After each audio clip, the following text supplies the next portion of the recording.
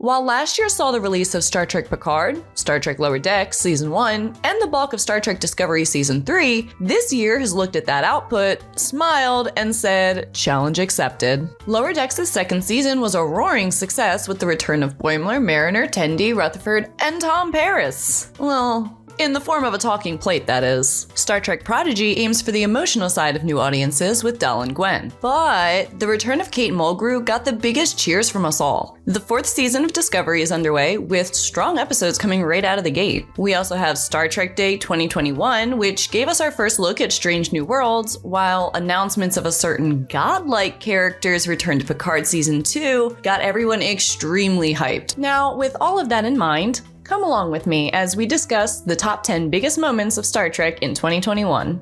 Number 10, 32nd Century Uniforms. Star Trek Discovery has already undergone several costume variations in its very short existence. In the first and second season, the distinctive blue and gold and blue and silver uniforms took point, with the Enterprise attire being introduced with Captain Pike and Brother. Jumping into the future, Starfleet was shown to have adopted a more diluted palette, with gray tunics adorned with a colored stripe. That was how the third season finale dressed its crew, though the trailer for the fourth season revealed that this had changed once more. Gone now was the gray, replaced with red, blue, yellow, and white. The pattern was inverted, with a dark stripe down the right side of the breast, and surrounded by the division color of the wearer. The asymmetric designs that were introduced by Gersha Phillips in the first season remained, however. The collar is blocked off with a patch across the throat, with the hem at the front being longer on the left and slightly angled. The design is quite different from the smart professional designs that had come before. However, they seem to be working. The jackets look to be very warm, which might make operating in a crisis a bit of a challenge, particularly on that ship. Yet they undeniably give Star Trek Discovery its own distinct, unique style separate from all of the rest. Number 9, the PROTOSTAR warp reveal. Star Trek Prodigy opens on a mystery. How did this Federation starship, the USS PROTOSTAR, come to be stranded in the Delta Quadrant? The technology on board, not to mention the addition of the Janeway hologram, prove that it must have been constructed and lost after the Caretaker's array was destroyed. So that couldn't have been the route that the ship took. And the clue is in the name the whole time, though it was not discovered until episode 5. Jenkum Pog, the engineer of the ragtag crew, notes that there is something on board the ship in addition to the dual warp cores, sitting in the star drive section. It is, however, Gwen who reveals that the ship is a highly experimental vessel containing a protostar. This star gives the ship its name and ensures that the previous top speeds of Starfleet vessels, warp 10 notwithstanding, are a thing of the past. Just before the mid-season break, the protostar engages this drive, leaving the Diviner and Dreadnought in their dust. They vanish off into the distance and tear through space like a vessel possessed. And unfortunately, audiences now have to wait until 2022 to find out what comes next. Number 8, Discovery in 3198.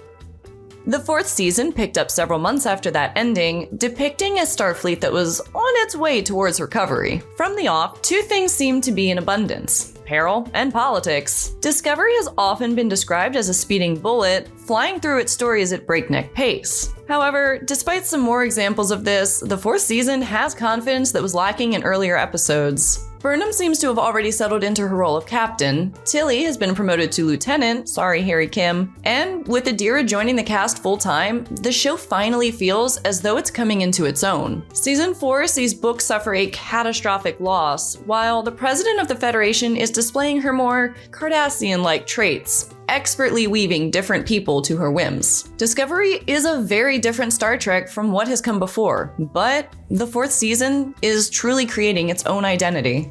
Number 7, Janeway's return to Star Trek.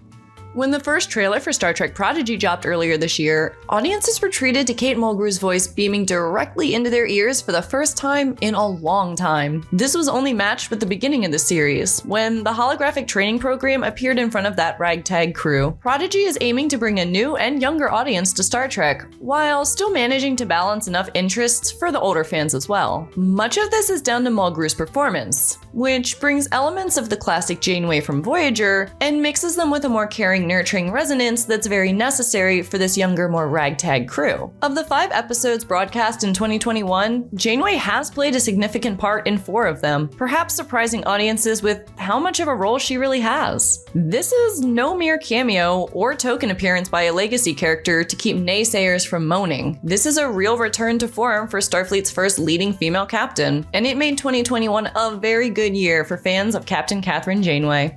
Number 6. Brad Boimler breaks the internet. Star Trek Lower Decks' 2nd season episode I Excretus delivered an image that will forever remain etched into the memories of viewers. Brad Boimler, fresh from a round of yoga, spread eagle on the bar in the mess hall. It was at the same time glorious and impressive. That man can bend. What the writers probably didn't anticipate was the sheer explosion that went off on social media once this episode aired. If you were on Twitter, you saw the posts, you saw the threads, and you saw the complaints. Rather strong opinions were expressed, with many calling this an example of, is this what Star Trek has become? It even inspired a fantastic pumpkin carving, since the episode arrived so close to Halloween. Naturally, this scene had its fans as well, this presenter being chiefly among them, who saw it for the hilarious nonsense that it was. Boimler appeared like this in one of Mariner's training programs, shocking her sufficiently enough to drive her out of the simulation, chased as she was by a very naked SHAXS and Dr. T'Ana. A special mention also must go to Billups, the wonderful chief engineer of the Cerritos, who, even in this simulation, retains his asexual status. You go enjoy that pad, you prince. Number 5. SHAXS' return.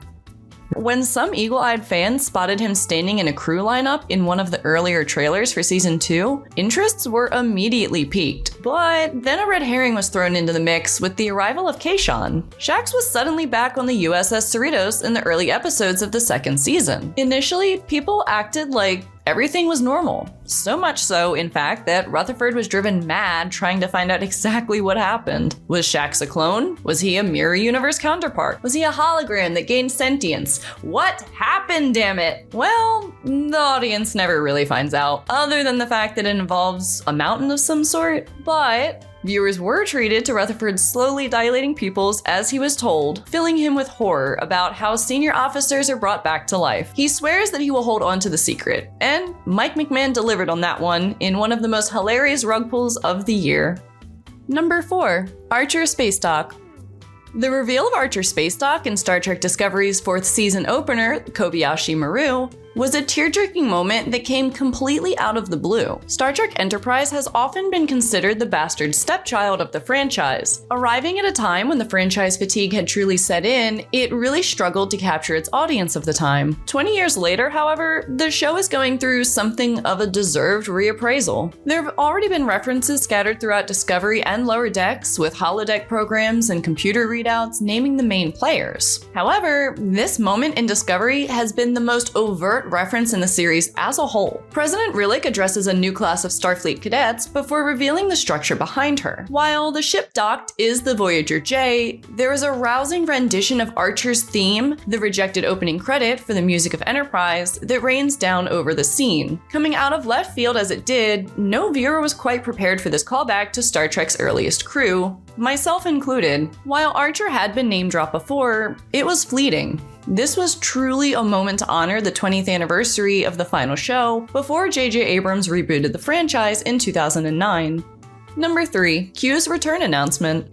John Delancey is returning as Q for Star Trek Picard's 2nd season, and to say that this is a pleasant shock throughout the fanbase hardly gives credit where it's due. From that first teaser trailer depicting that slowly disintegrating Queen playing card until only the Q at the top remained, to the second trailer that gave the audiences Delancey in the flesh again, this marketing campaign is nailing it. Of course, the 2nd season of Picard will be dropping in early 2022, yet the appetites of those Trekkies who are dying to hear that finger click has been whetted between the 2nd and 3rd trailer, as a visibly older Q, goatee and all, seems to be setting up a set of tasks for his favorite Starfleet officer. Q has also had brief dealings with 7 of 9 as well, though they have yet to be shown interacting in any of the marketing for Picard. It seems as though, from what has been shown already, that Q and Picard will very much be the double team that all good things promised. Throw in the promise of Whoopi Goldberg returning as Guinan, and the audience may well be seeing a payoff to the long-standing feud, one that stretches all the way back to Q Who. Number 2, finishing the Burns storyline.